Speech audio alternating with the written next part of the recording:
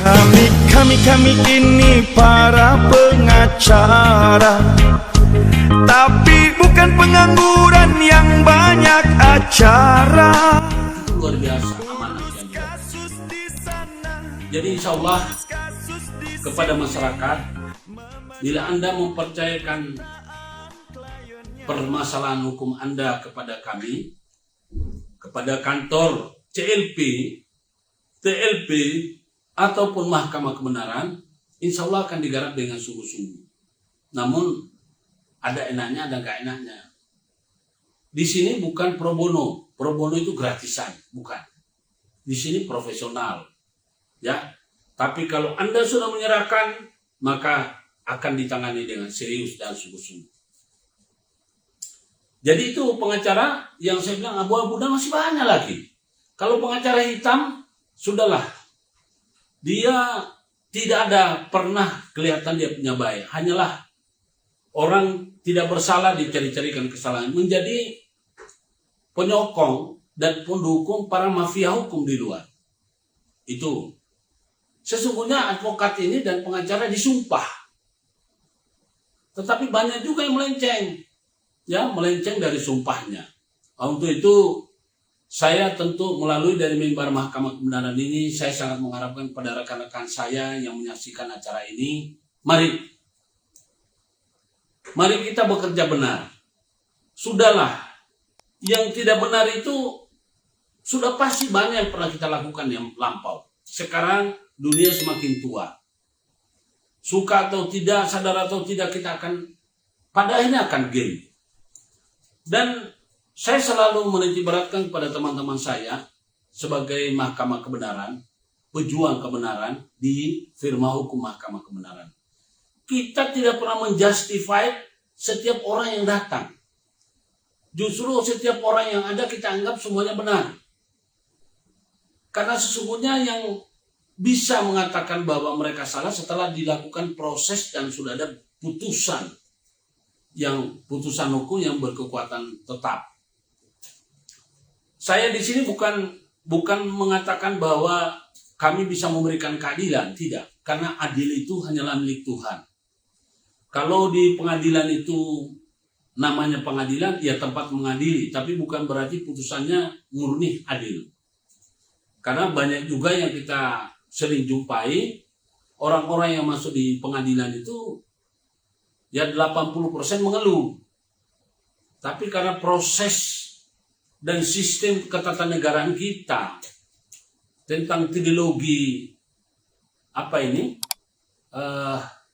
kita menganut dengan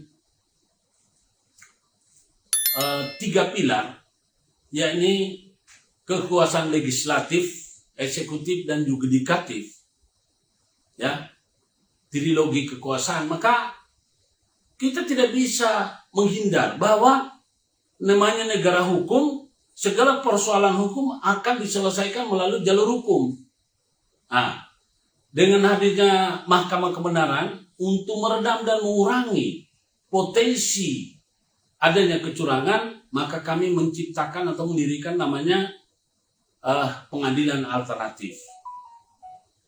Ada perbedaan antara pengadilan alternatif dengan pengadilan negara. Kalau pengadilan alternatif didudukan dua pihak. Satu pelaku, satu korban, lalu diadili di sana. Kepentingan korban diwakili oleh pengacara negara, sedangkan kepentingan pelaku diwakili atau didampingi oleh pengacara swasta, yakni pengacara advokat.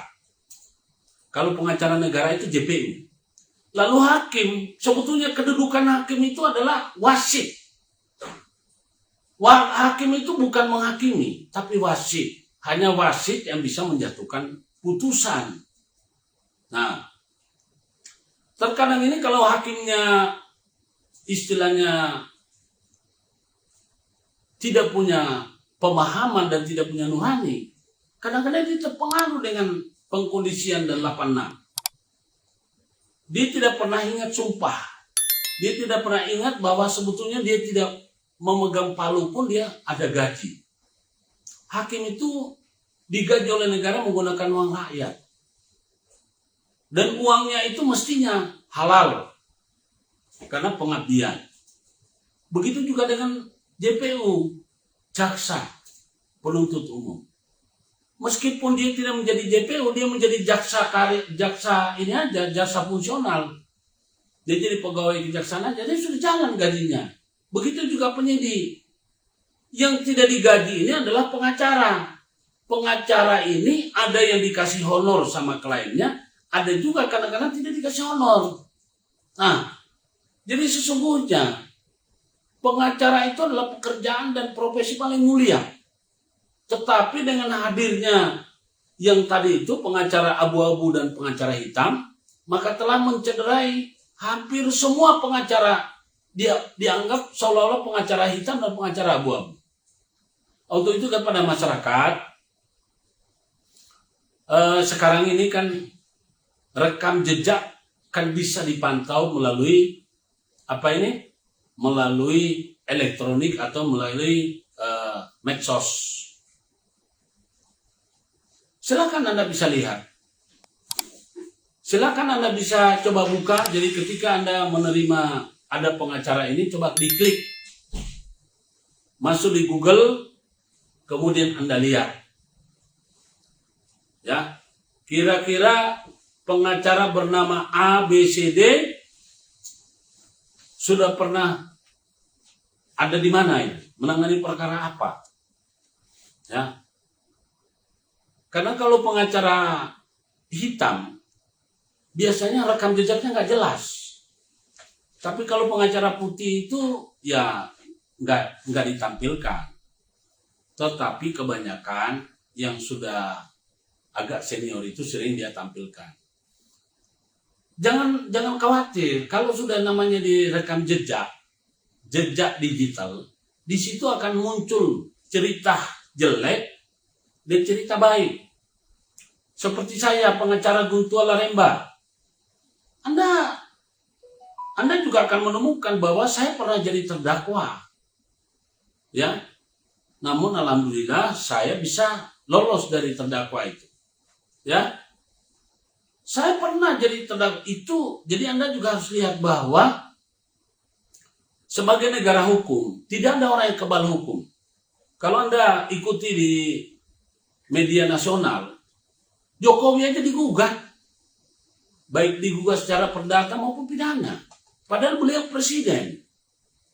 Ya.